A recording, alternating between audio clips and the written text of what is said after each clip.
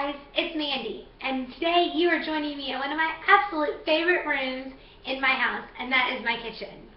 Today I wanted to share with you one of my family's favorite recipes and share with you some quick tips on how I organize my recipes.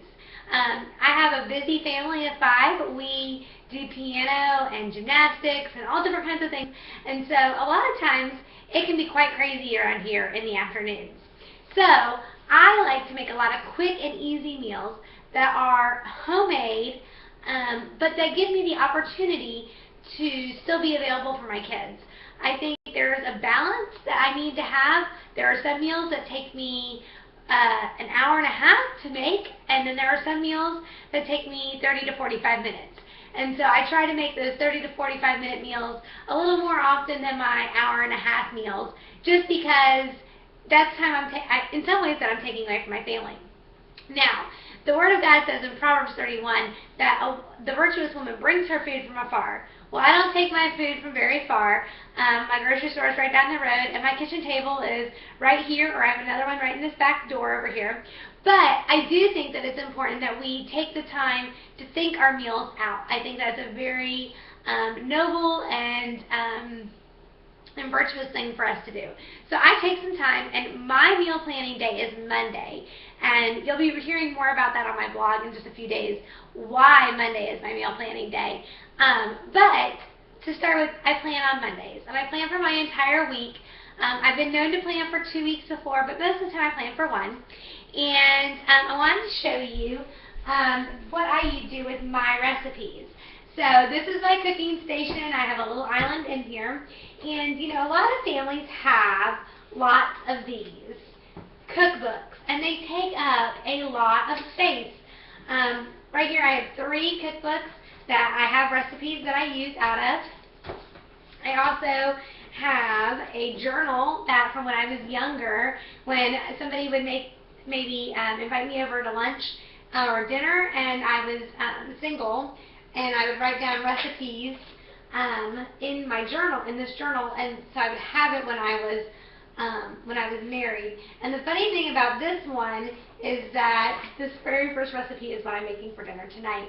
And then I have this, and I'm going to walk a little closer to show it to you. This is our family's cookbook, and Scott's family, and as you can see, it has been very well loved. It's got handwritten recipes in it in my mother-in-law's handwriting. It is very, very loved. But I don't like to cook out of this. Like, I don't like it to be on my counter when I'm cooking, because this is priceless to me. It has things from my family and from Scott's family from years and years and years. And to me, this is priceless because it has, you know, my mother-in-law's handwriting in it. And so what I decided to do was I was going to make my very own notebook. Now, in my house, I have a sign, and I'm going to show it to you, hanging at my sink.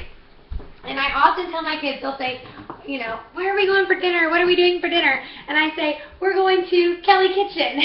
So that's the name of our kitchen. We have it titled, and so we kind of joke that it's a restaurant without choices. And so on my notebook here, it is in the circle. It's Kelly Kitchen, and this was a free printable, and it's on my Pinterest site, and I will repin it on the Women of Worship board. But this is just a printable little chevron background here that I could type in, and so I printed it out.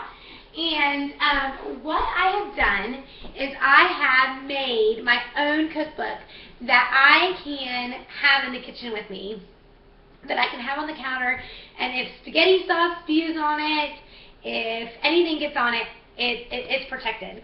So this notebook's $2 at Walmart. And the first pocket is all those recipe cards that you get from family members. They're ones I haven't typed up yet, and so I have a safe place to store the recipe cards. And then I keep several pages of blank page protectors right behind it. And then I use dividers. And I actually just went and bought some newer dividers that are the plastic kind, so again that they won't tear up as easy. But my first section is breakfast. So I have some breakfast meals that I do. The second section is lunch, and my kids go to public school, so I don't make a lot of lunches, but I'm starting to make more lunches for myself. So this section will soon be filling up with some great ideas for lunch. The third section is obviously main course dinner, and that's obviously my biggest. And what I do when I do my meal planning is I just kind of go through here and I go Monday, Tuesday, Wednesday, Thursday, Friday, and I just rotate it through the calendar. And I will, like I said, I will do another vlog on my meal planning schedule another day. But so then I have dinners, main courses, and of course I'm using front and back. And what I do is I pull this out of my binder a lot of times, and I can just lay this one sheet of paper on the counter. And if it gets messy, if something gets spilt on it, I can wipe it off. And a lot of these I have found online.